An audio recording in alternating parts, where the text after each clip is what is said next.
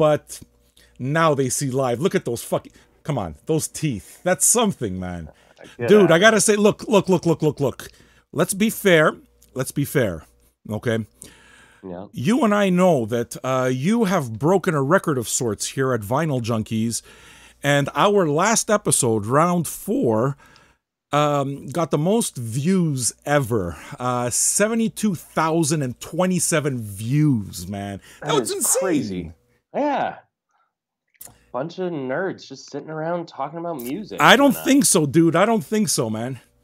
I think there might be a couple of nerds, and I think there might be a lot of, chicks that might be diddling themselves while we're doing all of this. You're a handsome... No, look. I'm saying the nerds are you and I. I don't know. The people watching are probably cool as hell, but you and I would just... Dude, I can only imagine you. At 18, you must have fucking been sopping vagina.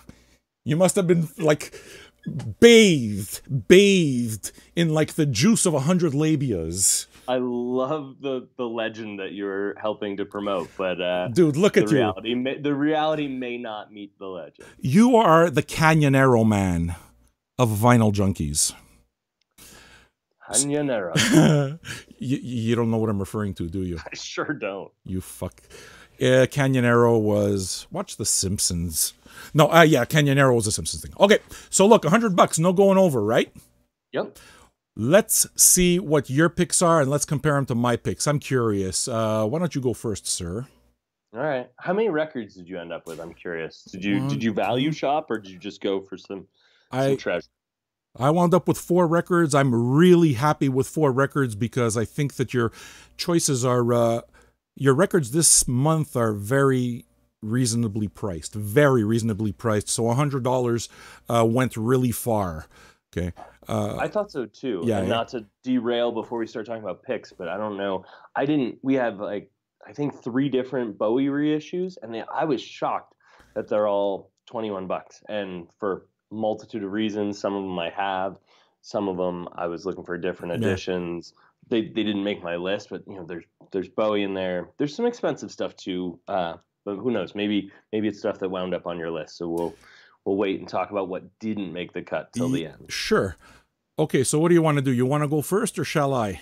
Yeah, no, I'll start first. I mean, I was already riffing, pun intended, on like the idea of like guitar rock, and that's just been a lot of the stuff that's been in my headphones. A lot of that is stuff that isn't in our store. Either the vinyl's not out yet or whatever. I love Fu Manchu. There's a new band called Holy Motors that I've been think is pretty cool.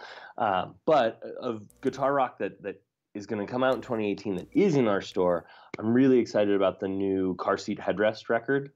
Of course, like a dummy in my notes, I didn't write out the name of the title, but Car Seat Headrest is just this fascinating project that I've followed for a couple years, and I think he's finally getting his due. It started as like a solo project. This guy, his moniker's Will Toledo. I don't know if that's his actual name. But to me, he's like the quintessential, late 2000s garage rock artist. He's recorded most of the stuff himself. He put up like 12 different records on Bandcamp, all self-recorded, and caught the notoriety of Matador Records, who, Matador has been responsible for a lot of really cool bands, signed to Matador, put out 2 records on Matador over the last few years. What you're saying actually reminds me a little bit of what Ty Segall is doing, or Jay Retard, before he died. Yeah. Am I getting the right kind of like thing? Exactly that vibe. And when I think that's a really interesting thing about the state of music is that it is super accessible, right? If you're a really passionate music kid, you can self-record, you can, self-publish, put it on SoundCloud, put it on Bandcamp, build a following. He played, shows in his local area and drove himself everywhere, and, really just was super grassroots. And I like that the barrier to entry is low. I think the flip side is maybe there's because there's so much music out there, it's tough to cut through the noise. Like, what's actually good? Am I going to listen to, 100 kids like Bandcamp projects? Probably not. But over time, his stuff, he kept evolving and caught the interest of the industry. I think the name of his band, Car Seat Headrest, is actually a reference to the fact that he used to record in the back of his Honda or something. He liked the way it sounded in there, would go to a quiet parking lot and record his vocal tracking. So the thing he was always looking at when he was recording was a car seat headrest. I think I may have heard that, but can I tell you a Merzbow story, or should I just let you continue? I don't know. I don't even know what a Merzbow is. I'm going to say yes so I can learn a thing. No, it's not learning, but it's just you reminded me of an art project that this noise artist, probably the most popular noise artist out there, Merzbow, who does a lot of like power electronics and just makes noise. And he's released hundreds of records, right? So at one point, as an art project, what this guy did was he just made this tape that played on a loop of absolute noise and had that tape embedded into a old Volkswagen buggy. You know, the old ones, the vintage ones? He had one embedded into a Volkswagen buggy and had it screwed up to the battery and rigged it in such a way that you could not drive the car without listening to this Merzbow record on a loop over and over and over and over again. It's a tough car for road trips. It sold for $8,000. What a cool little project. That's amazing.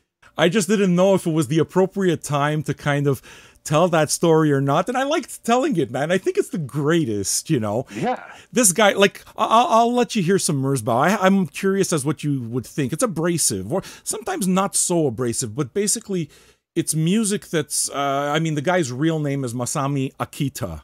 Okay, and he's recorded with, like, fucking Zorn. He's recorded with everybody's hundreds of records, right? And his thing is that he uses noise as a lot of his source. So, like static or whatever the case is. I saw this guy performing in an old pumping station, an abandoned pumping station in old Montreal over here. So this was a area that was, this pumping station hadn't worked in forever. It was just a building that stood in the middle of the median of two highways. So there's a 3-lane highway on one side, a 3-lane highway on the other. There's a bridge right over it. Okay, very metal type of thing. And there's this old pumping station right in the middle that's just a bunch of pipes, really very steampunk, right? Yeah.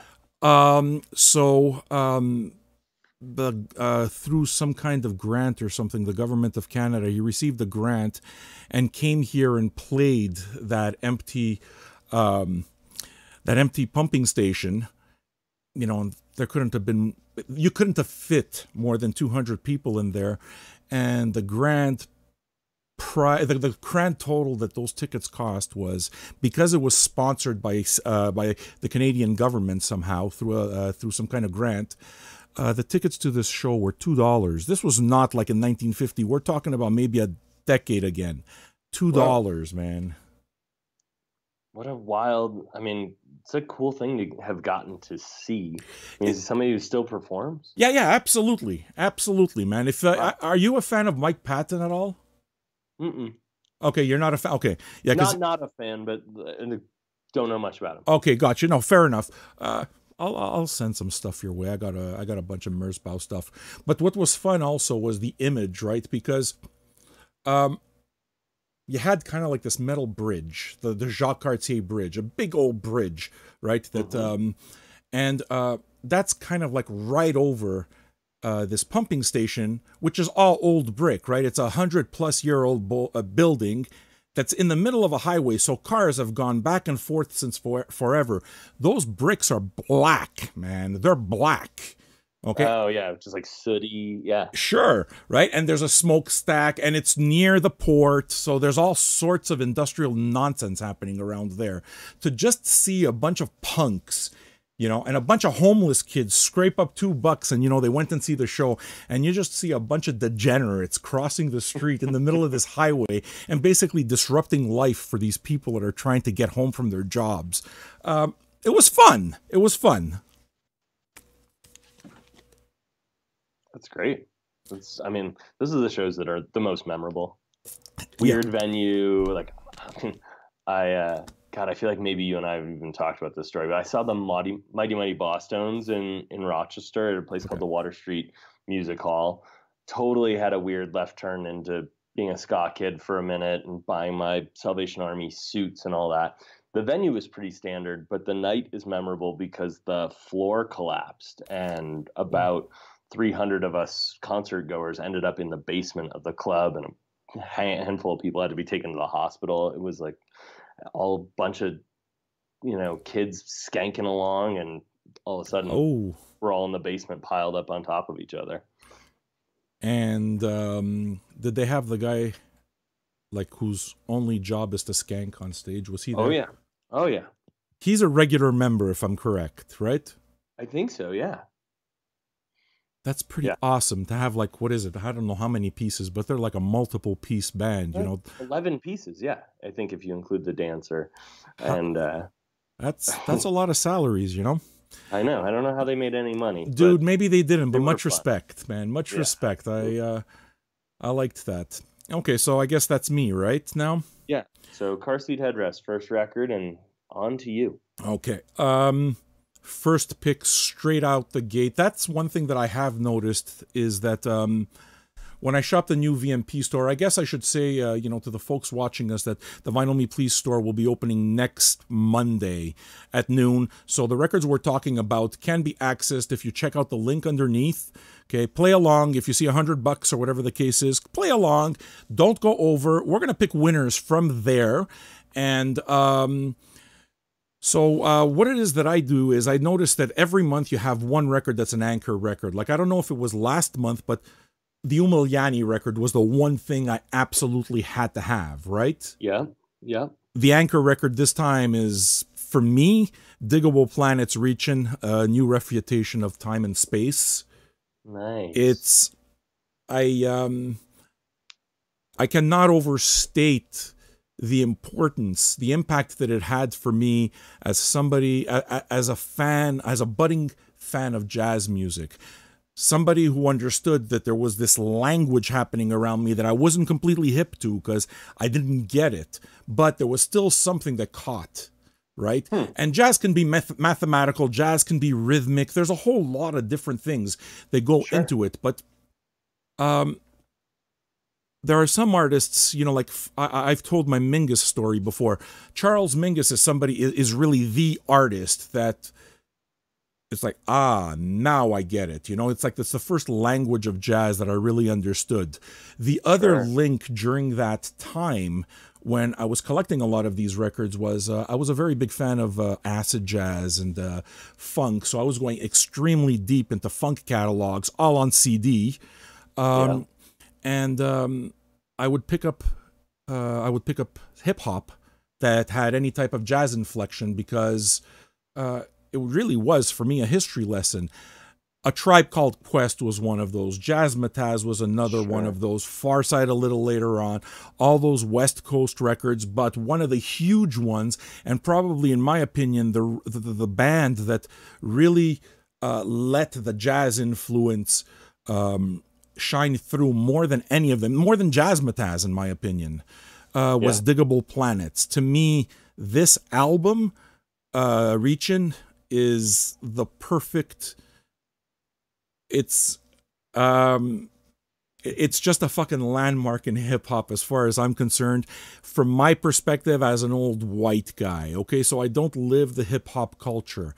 I listen to it, but the way it is that I learned jazz was by listening to records. So these guys would name drop, and these guys would play these little loops and these samples, and we'd try to go pick all of that stuff up, and I would build my record collection, then my CD collection, around a lot of those samples. This record's got a ton of those samples, man. Nice. Yeah. It's weird because I have association with every other band that you named or rap group. I mean, Farside was big for me. Guru and the Jazzmatazz series I love, but I just didn't get a ton of exposure to Diggable Planets. I respect it, but like it didn't. I saw it on the store list for this month, and it just was. It's a thing I'm like excited to check out, but it wasn't like tugging at my nostalgic heartstrings or anything like that. Look, I would tell you, and it'll make for something interesting to talk about on next week's show, but let me issue a challenge to you. Okay, it's a challenge that only me and you can do here. Okay. Go to the store and get this record. If you don't like it, I'll pay for it and we'll give it to somebody, dude. Ooh, that's okay. that's how certain I am that you're going to like it, because it's like you said, everything that I've described, right, is the points of reference that I think of when we have conversations, you and I. Yeah. So it seems like just a natural piece to that entire puzzle, you know? I'm excited to check it out. And Yeah. I don't have quite the purity that you do. I'm like always like, okay, let me go back and listen to this stuff on Spotify and kind of figure out if it's where I want to put my hard-earned record budget. But I'm Yeah. gonna give it a listen because it just sounds right in the wheelhouse of some of the stuff that I love. And I think it'd be, it's a miss for me not to know much about it or have them like kind of in that pantheon. Well, the thing is that it's good headphone music too, man. So after a stressful day, you drink something, you smoke something, you put on headphones. It sounds good, man. Like New York is Red Hot is just fucking one of the best jazz hip hop songs ever for me. That song gives me like I got goosebumps just thinking about that song because it stood out from everything, and it made me want to dig CTI records before I was collecting vinyl, right? And now I've built this big collection of CTI records because it's just some of my favorite stuff. But before that came along, I'd built this massive collection of CTI CDs as well. And I was in the middle of I was in that process, I don't know if you went through the same process, but that process of getting rid of your CDs or just changing them over. In my case, I would sell my CDs so that I can build a bit of money so that I can get them on vinyl. You lose a ton of money that way and there are regrets. Did you go through that? Oh yeah. I went through that, and then there's stuff I held on to, like a lot of my old like hardcore CDs that then I ended up throwing out, and I was like, well, everything's going to be available on digital, but then there's stuff that I can't find that I wish I had at least held on to the CD or burned it or something, and because that stuff will never. I mean, it was late, mid to late '90s stuff, so vinyl was at its, arguably lowest, and so a lot of that stuff won't get pressed on records, and finding CDs is a pain in the butt, and those bands are so defunct, and we're small enough that nobody's put it up on the streaming services. So I'm a little bummed that I trashed a few of my CDs, but I did go through some of the same. I mean, you were getting such little money for it, though. You'd be like, here's 100 CDs, and you're like, cool, I got $6 towards a record or something. No, okay, well, yeah. You have the ones that try to jack you, but, there's people that'll give you something. I mean, look, we can talk about it ad nauseum. All I know is that now I've reached a point where, we do these shows, we talk about records, and, thankfully people enjoy the conversations, and I listen to vinyl almost exclusively. Sure, I'll put on a stream. Sometimes you're curious, but for the most part, man, that needle drop is really amazing. So, the Diggable Planets, Hessler, just don't play it. Just don't listen to any Spotify. Just get the record. Get comfortable. Get comfortable, right, man. Like a tumbler of something with ice cubes in it or whatever. It's gonna be fun. Something brown and cold. Dude, I as the owner of 2 dogs, that's really, really not appreciated. Your turn, buddy boy. All right, I'll stay with I don't know, kind of modern new release stuff and guitar stuff, frankly, for that matter. And this next one, I'm hoping, I've heard there might be a production delay, so people are listening to this and are hyped for this record. This delay might hit our store as well as, other indie retailers and stuff like that. But there is I guess, somewhat new band out of the UK called Dreamwife. It's an all-female kind of modern punk leading. I believe they're a quartet. One of them is from Iceland. I think the rest are proper British. But it's just hard charging. I have been listening to it digitally. It's available on Spotify, and it's like this great. If you were like into like that first wave of like punk riot girlish music, the Bikini Kill stuff, Slits, and then like modern stuff like Sleigh Bells and Yeah Yeah Yeahs. They bring a lot of that energy, a little bit of like shriekiness, but in a cool way. And I think they're like a perfect band in like the modern, I don't know, kind of the social era with like the Me Too movement and lots of women taking a stand around, you know, acts of sexual aggression, stuff like that. They've really like baked that into the music, both lyrically and just like the drive of the music. And I think like that's always what punk rock was, right? Or at least the generations. I'm not like a first generation punk rocker, but like to me, those sensibilities were always about using your voice to stand up about something, whether it's political or social or whatever. And they are really Certainly. grabbing that mantle. And it's not like real abrasive punk. There's parts of it that are like kind of more lovely to listen to, but they've got a fuck you attitude, and like we're gonna make a point. We're not just out here doing this for fun or celebrity or whatever. That I don't know. I've really been digging. Dream Wife, right? Dream Wife. Yeah, that sounds very intriguing. And look, every political movement had its singers. You know, you think of Nina Simone and James Brown and Sure. Gil Scott-Heron, and that'll always be the case. You know, now Sturgill Simpson, for example, I think, what's his name? Chris Stapleton's part of that as well. As long as you're putting a good tune behind it and you're doing good for the world, hey man, bravo, you know. Where it becomes difficult, where it becomes a little difficult though, is when you're talking about, let's say, something like a forum. You know, you gotta keep those conversations completely neutral, so you kind of you're stuck in a situation where, okay, you make a social contract, but we have to kind of, you know, we're here to discuss music and nothing else, because that shit blows up real quick, you know. Yeah, and I mean, go find a political forum if you want to have political discourse, right? There are places for it. But I think, you know, whether it's in the Vinyl Junkies community, the Vinyl Me Please forums, lots of places about music, like we go to those places to avoid all that shit. Oh yeah. And I mean, I love, you know, getting into political discourse as much as anybody, but just right time and place, right? Find the people that you want to have those conversations with in real life, find them on the internet, but don't find them when you should be just talking about music. Yeah. Bravo. You know what? I'm leaving that shit now. I don't want to talk about it. Have you, anymore. I mean, has there been, I haven't followed some of what's going on. Has there no, been it's just DJ community? No. It's just, it's everywhere else.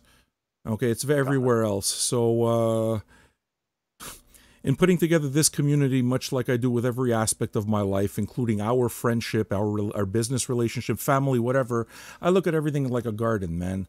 So, you know, bonsai, whatever garden, whatever thing, you know, you can build and be proud of. So you can't build good things with shit ingredients. So, you know, people don't like rules in life, but the thing is that it's the stop signs and it's the traffic lights that prevent us from killing each other in the middle of the streets. It's the truth.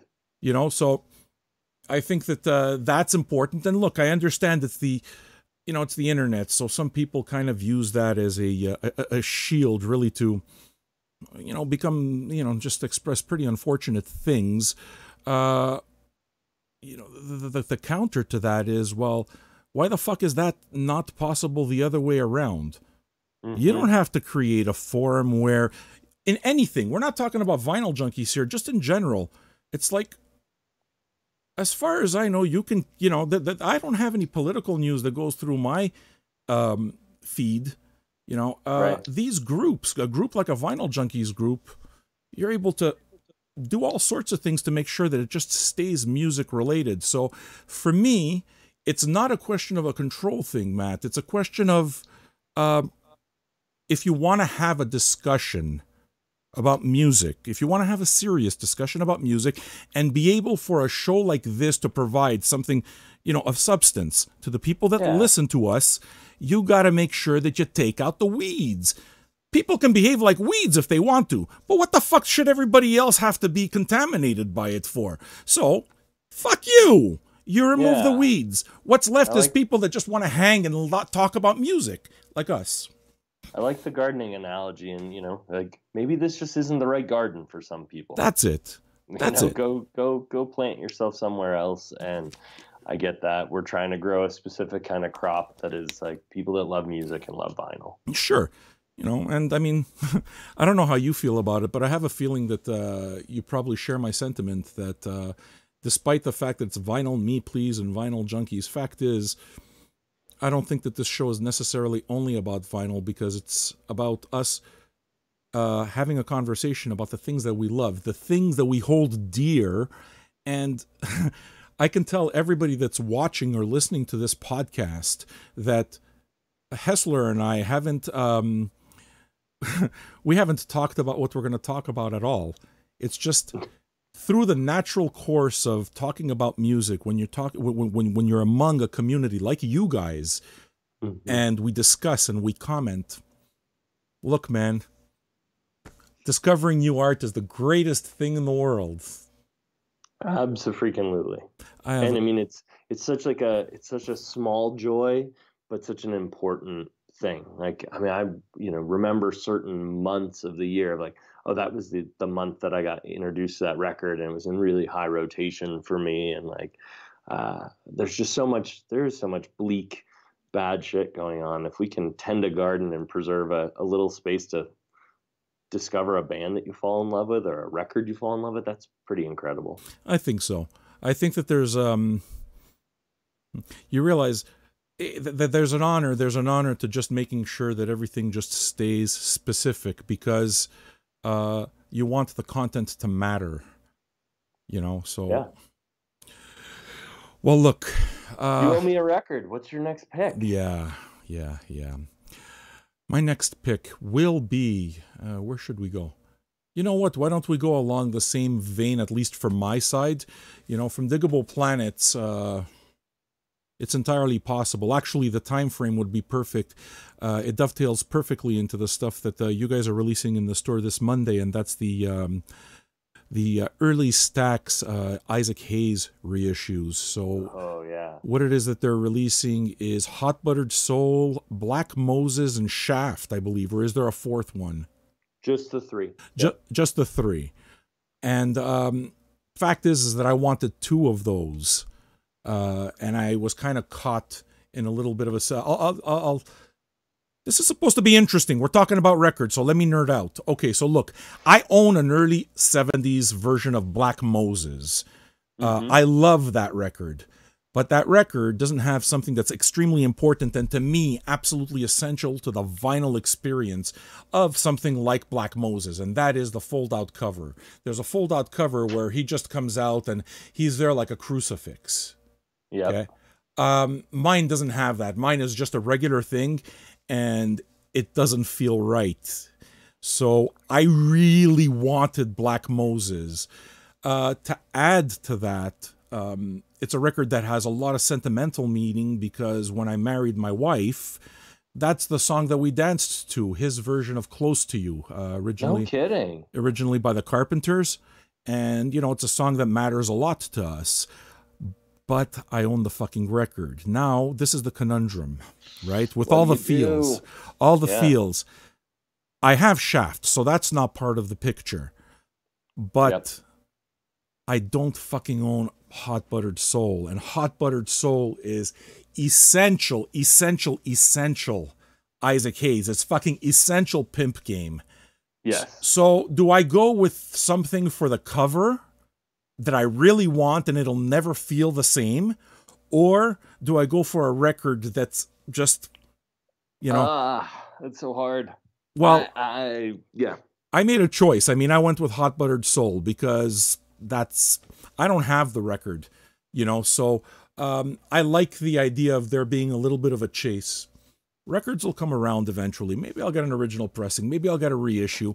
I want it, but I already have the music, you know? Mm-hmm. I don't even have the music, A Hot Buttered Soul, and it's just, it connects.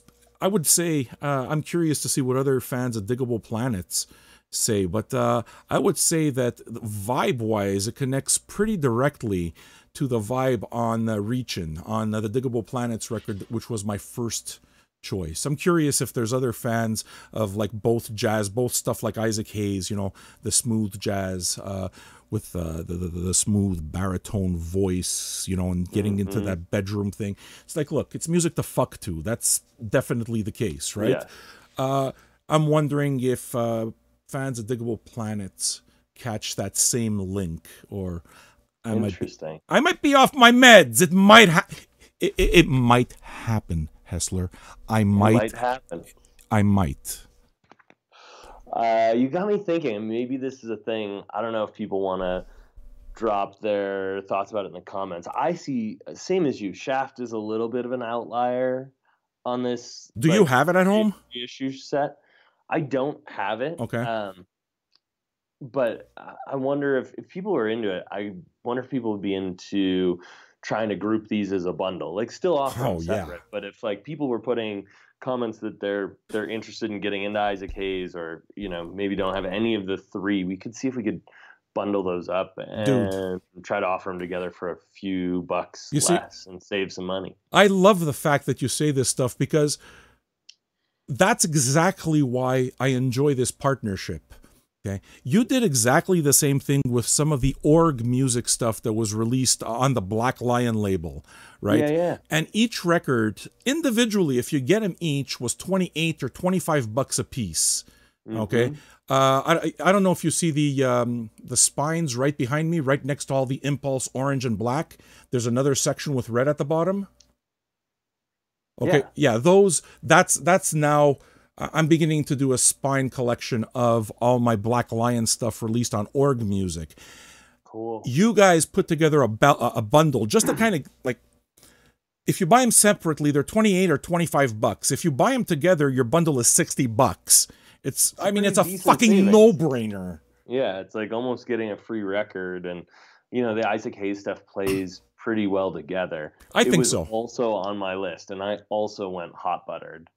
Just on total, like, to me, that is the classic Isaac Hayes record. Yeah. Although I kind of got into Isaac Hayes late. I always thought like the Shaft stuff and like the stuff for blaxploitation movies, it was like a little cheesy. There was like that kind of like porno, 70s porno funk vibe. That's the idea. Sure. Yeah. And it, you know, obviously very intentional, but it was not my bend. And then a couple years ago, maybe 2 years ago, somehow I came across that there's a track called Hung Up on My Baby, something like that, off of, it was another soundtrack. It was like Tough Guys or Three Tough Guys, Three Tough Guys, the movie. Yeah.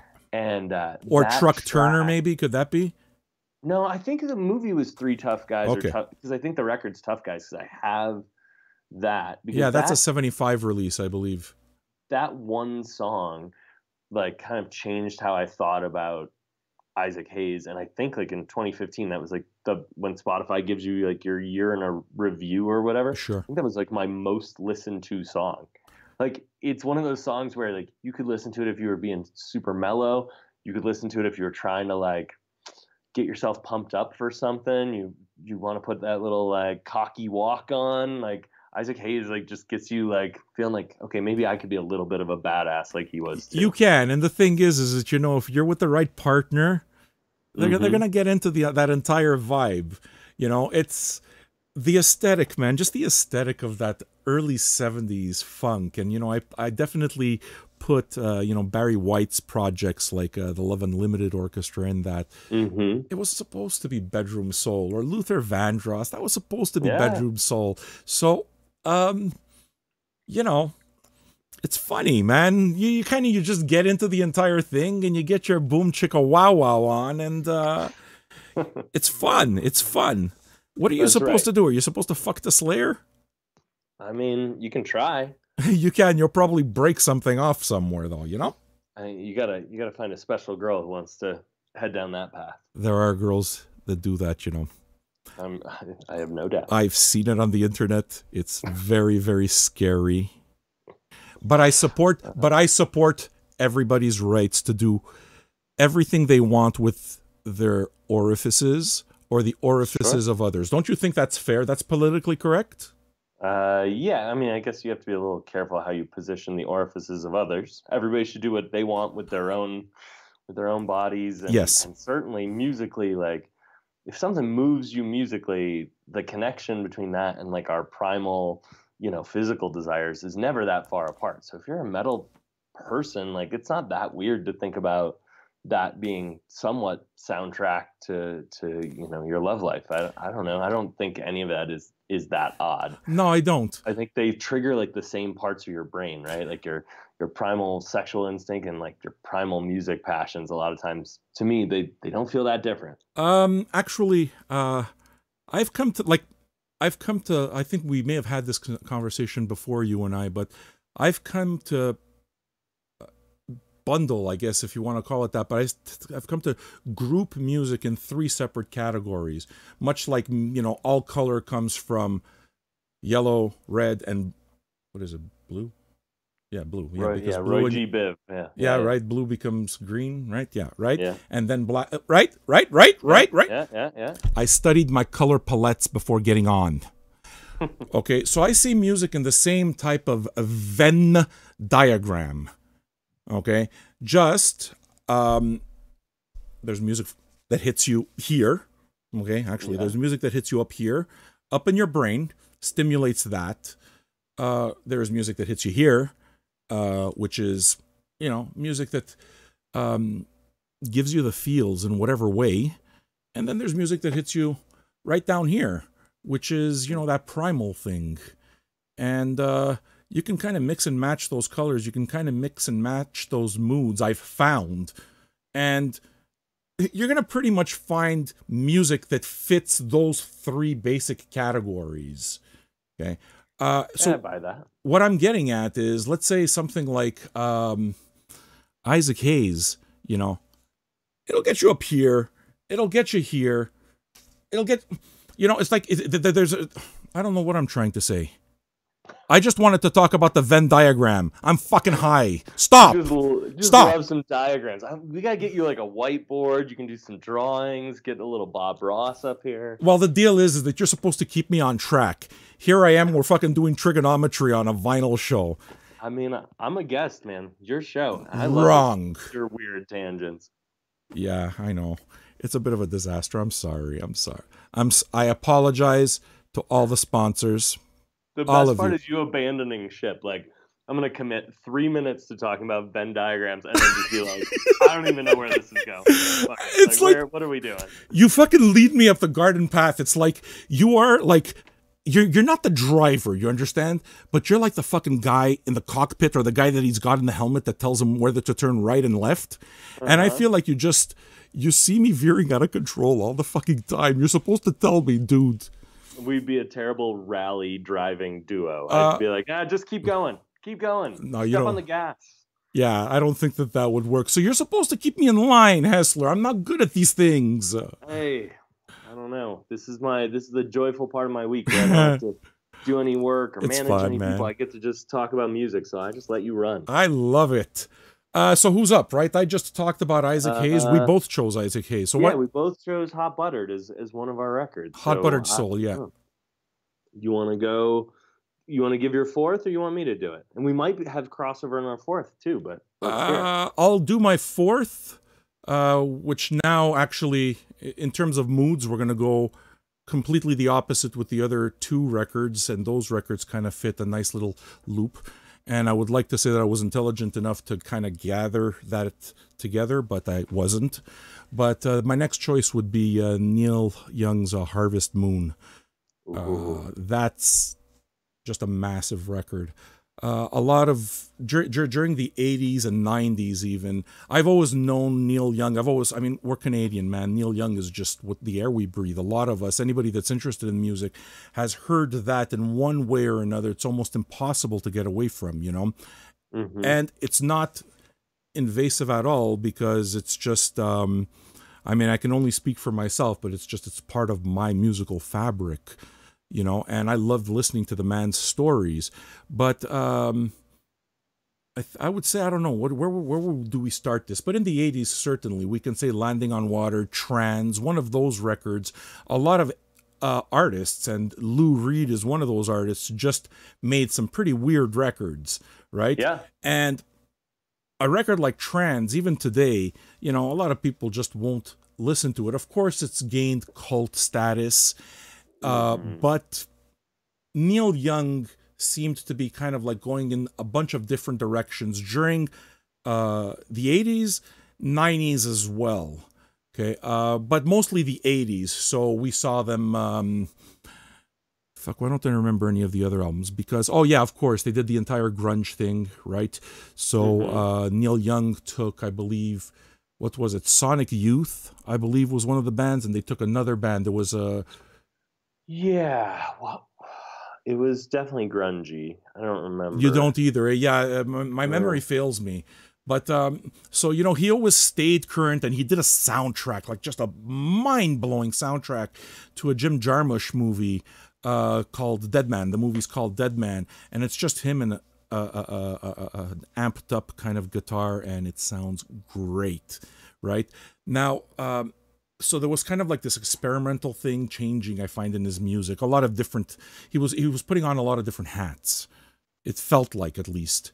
And then Harvest Moon happened, and Harvest Moon brought me right back to why I would play Decade on a continuous loop, all 3 LPs. It's like, okay, well, it hit that. This is not to say that it's better. There's no better, okay? Artists express themselves differently over the course of their career. We are different people throughout the course of our lives, but he went back to something really familiar and really comfortable.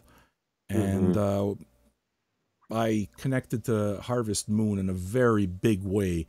And also his record after that, Sleeps with Angels, which I believe, it certainly hasn't gotten a proper re-release. But Sleeps with Angels, which was his ode to Kurt Cobain. Oh, no kidding. Yeah, dude, absolutely, absolutely. So, the person who is sleeping with angels is Kurt Cobain. Gotcha. Those are big records, and this is the one, and I've had a chance, to watch this with friends also live, and you see that he's got somebody who's just, their only job is to sweep a broom, like a straw broom across a wooden floor, and you hear it on the album, and it gets you right in the feels. It's hard not to feel good. It's everything. It's everything that's beautiful about fucking Neil Young for me. So you better send that record. Oh man, well, every time we do one of these calls, it's getting like more and more expensive for me personally, because I love it. Now I've got my picks, and I'm like, well, I got to get Diggable Planets. I got to get Harvest Moon. Like, it's always awesome to like add records to a list where I'm like, it just feels necessary. I actually would go even one step further and say that some of these records for my collection, and those artists are cornerstone records.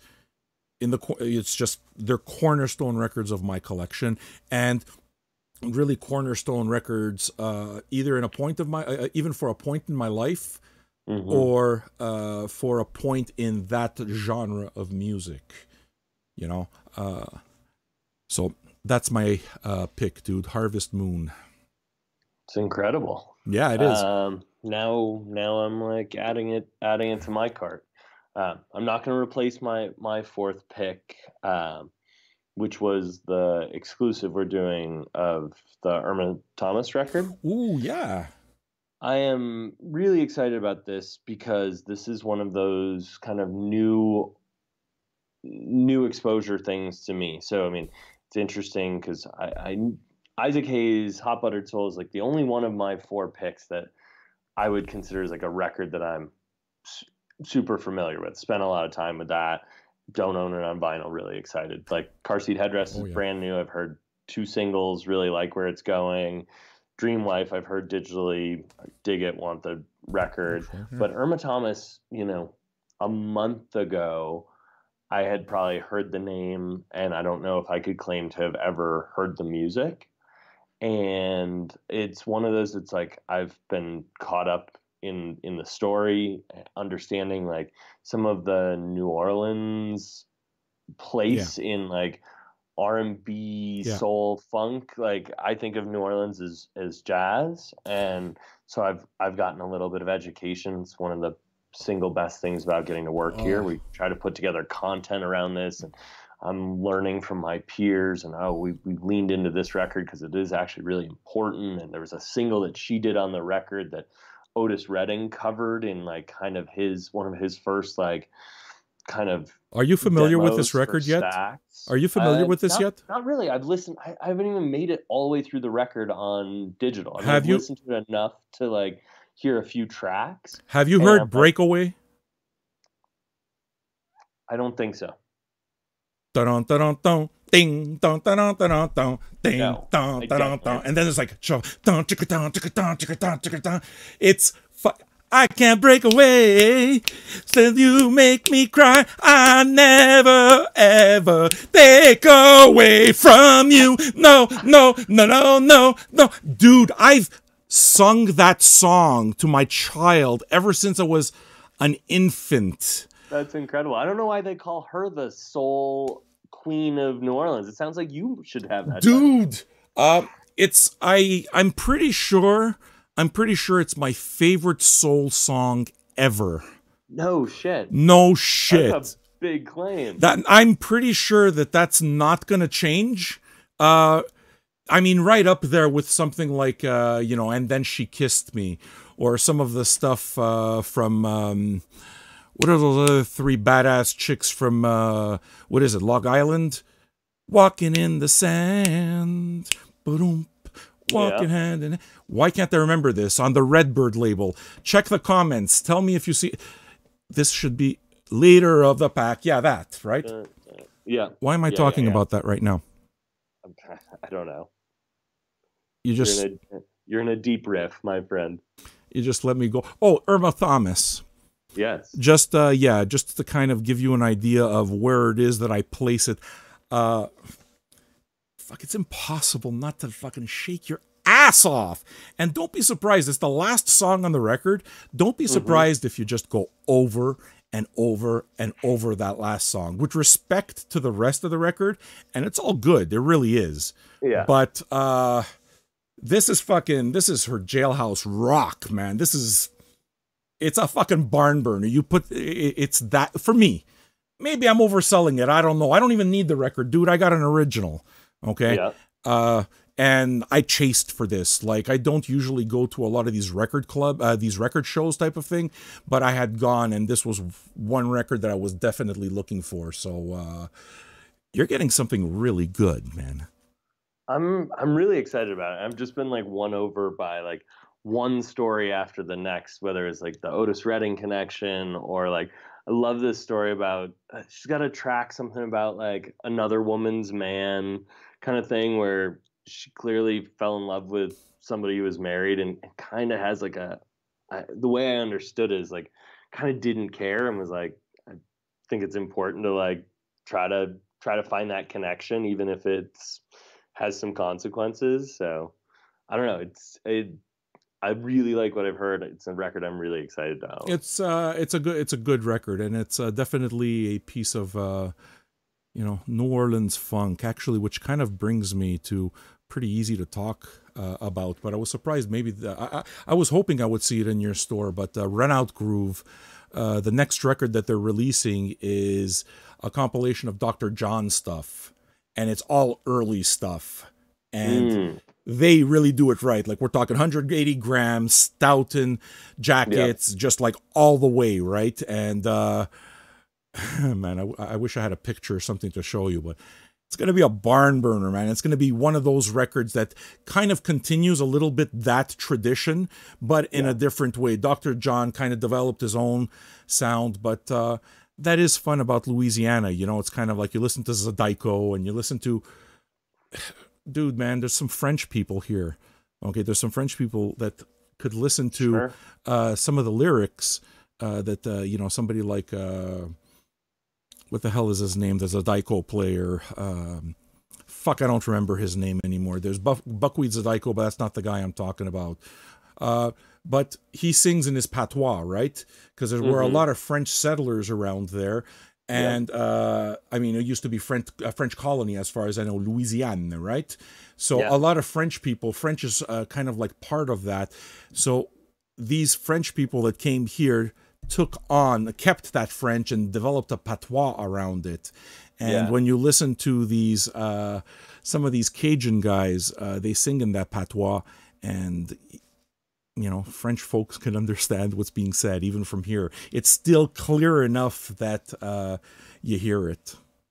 That's awesome. And yeah, I mean, the other thing that kind of swayed me on the Irma record is like, this was one of those projects that, you know, I think Vinyl Me Please, we really tried to step in and fill a void. If anyone reads the Vinyl Me Please blog or magazine, as we call it, the head editor, I mean, loves New Orleans and is a big jazz soul guy. That's Andrew Winnestorfer. And this is a record he's championed for a long time that I think it's just been out of print for a while.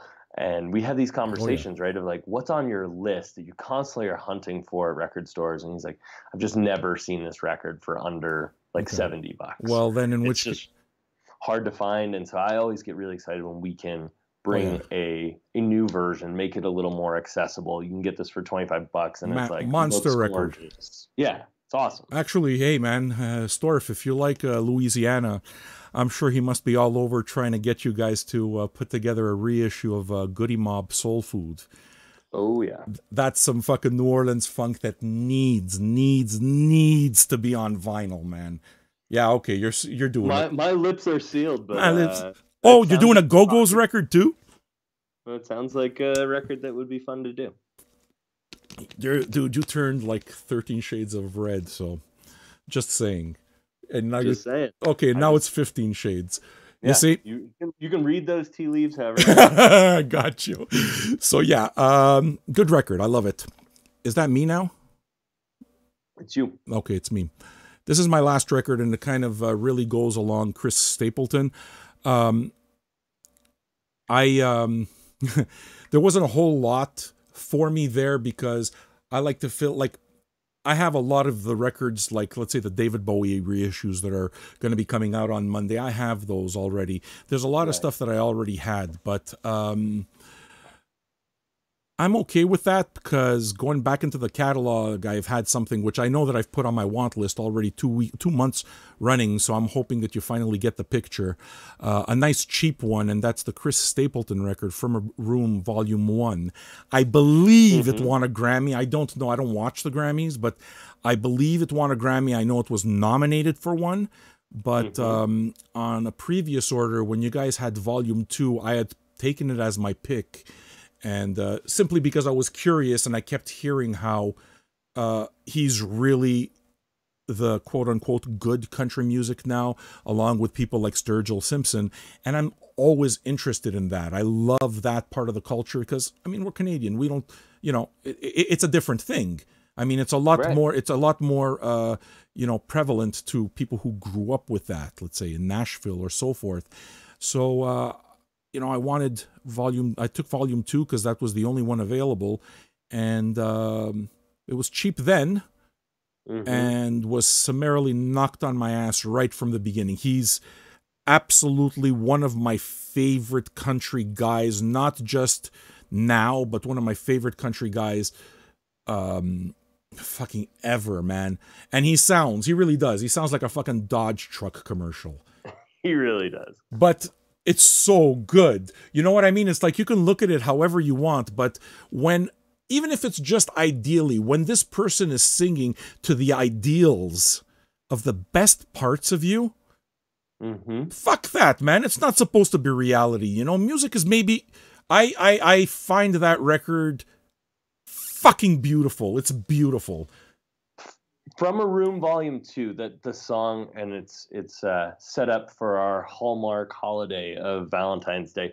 The song that gets me every time is that Nobody's Lonely Tonight song. It is like the most like cynical indictment of, you know, romantic love, and just a guy at a bar hoping he can meet a girl at a bar to go home and not be in love, but just not be lonely. And it's kind of awesome. He calls out love as being a bit of bullshit. Is that the one that goes, my love is better than gold. It can't be bought. It can't be sold.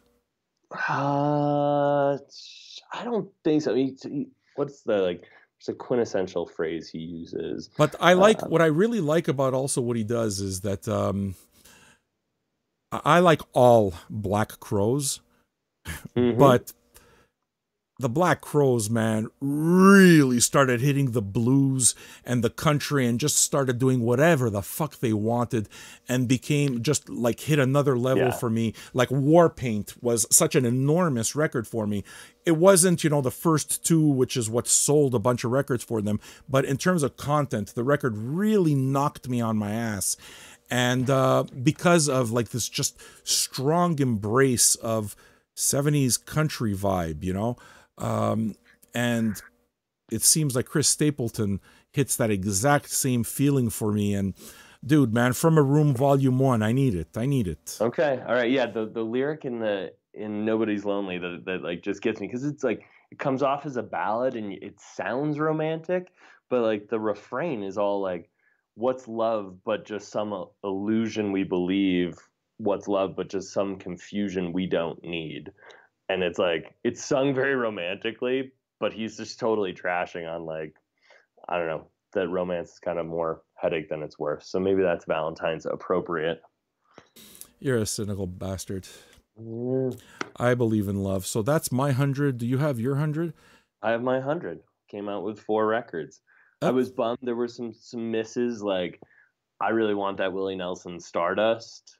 Good record. I mean, it's $60. Yeah, well. So it's tough to put that in the cart. I think that's Analog Productions, though, right? Yeah. 45 RPM. It's going to be, yeah, if you're a Willie Nelson fan, that's like a super collectible. Like, you should own that. There's some Roy Orbison, I think, in the store that I was kind of interested in. What else? I don't know. I haven't listened to the new MGMT. There's some people around my office that like that for kind of more dancey modern music. But yeah, I was pretty stoked on a lot of things that are in there. I would say I left out 2 if I had to. I mean, left out 2. I would say, you know, that my heart is in it. I left out only 1, and that's, you know, I discussed it, Black Moses. You know, and I added to that Action Bronson Blue Chips 7000 because... I want that record too. You know, that would be a nice one to have. I like what he does. I like his vibe. I like his don't give a fuck attitude. And, you know, when he talked shit to... who the fuck did he talk shit to? Ghostface Killer, was it? At one point, and I think it was Ghostface. I'm not sure. Hip-hop people are going to kill me. But my memory's... I smoke pot. My memory sucks. Fuck you. So when he got into beef with one of the Wu-Tang Clan, there's like a million of them, the guy got back, and his entire thing was he didn't give a... Like, you know, like, you've read the Quincy Jones review articles, right? Yes. Yeah, okay, zero fucks given. So this guy, dude, he gets on, and he turns on a camera, this grainy old thing. If you can find it on YouTube, it's beautiful.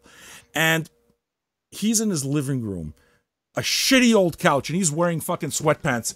And he's like, "You're gonna talk to me like that, bro?" And he's just fucking pulling up this part of, because like the string is busted, and he's fucking letting Action Bronson have it. That's awesome. Do not fucking speak my name. And Action Bronson, instead of being a prick, you know what he did? What did he do? He made a video and he said, "You know what? You're right. I meant no disrespect and I apologize." Dude, we all make mistakes. This guy fucking owned his mistake. He ate humble pie. To me, there's respect there.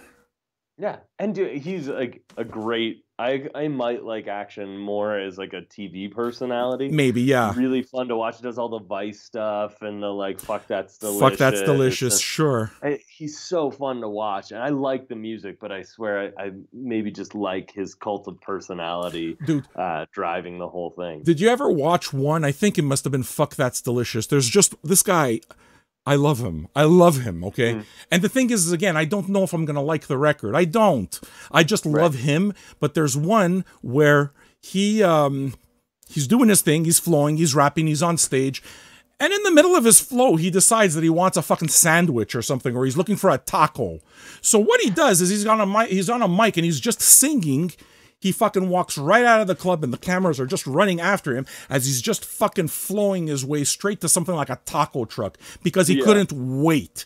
And what's happening during this entire time is that all the people, some of them stay in the club, but there's a fucking line of people behind him following him around and running around like, and he's this big fucking fat Rocky type dude there flowing, you know, just kind of like flowing on the mic while he walks his way with purposefully towards some food.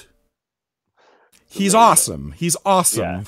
Yeah. He is a total personality, and I'm kind of excited to get that. You know, I did, and I will continue to do so. But I reached out there, and I reach out to a lot of artists. I'm always happy to say when I don't succeed, but I reached out to Action Bronson because I think an interview with him, let's see, doing a What's in Your Cart would fucking kill, man. Yeah, he'd be really fun. I mean, that guy's just comfortable in his own skin. Sure is. I don't know. Do you ever watch the YouTube thing, the Hot Wings or Hot Ones, where they do an interview over a course of like 10 chicken wings where they kind of escalate? I haven't seen that one yet. No. It's really funny. I mean, like the whole series is funny, and a lot of times they get people, you know, just melting down. Action like just destroys these wings and is just like, I don't know, whatever. And he's just a great interview. I like that guy a lot. He's might be fanning out here for our love for Action Bronson. Yeah. Guess what, dude? We did it. We went over another hour, and that was good, man. Thanks for spending this time. It's fun. It was super fun. It's always a pleasure. I love getting the opportunity to talk music and just remember, I don't know, why get up in the morning and try to make a living in the music business. Certainly not for the money, but there's a lot of great music out there that we get to celebrate, and that's pretty cool. And I'm happy that we're able to have this conversation and really just show people, number one, the passion that goes behind working in music, because it's like you said, it's not necessarily, you do it, it's the passion that has to drive you. And Absolutely. yeah, man. The link is in the comments, folks. If you guys wanted to play in, anyone who commented can share this, comment on it, pick your own records, or tag somebody. And the Vinyl Me Please shop opens next Monday. I forgot what the date is. You're going to have to tell me at noon. It's noon Eastern, and I think that's what, the 19th? Monday the 19th? The next Monday, right? Yep. So, Monday the 19th, noon Eastern. So the records we talked about will be there, and they'll be available mostly to everybody, some of them not, but I'm looking forward to my box, dude. Actually, yeah, I'm not going to go there. It's too long. If you're really excited about Irma Thomas, that record I think is already available and is available to everyone starting, I think, yesterday. But yeah, otherwise, store opens Monday. All the inventory gets refreshed noon Eastern. And we managed somehow both to not pick Fatboy Slim.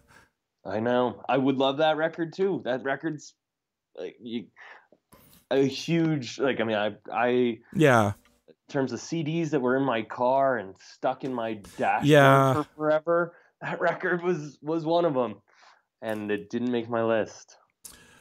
All right, buddy. Say goodbye.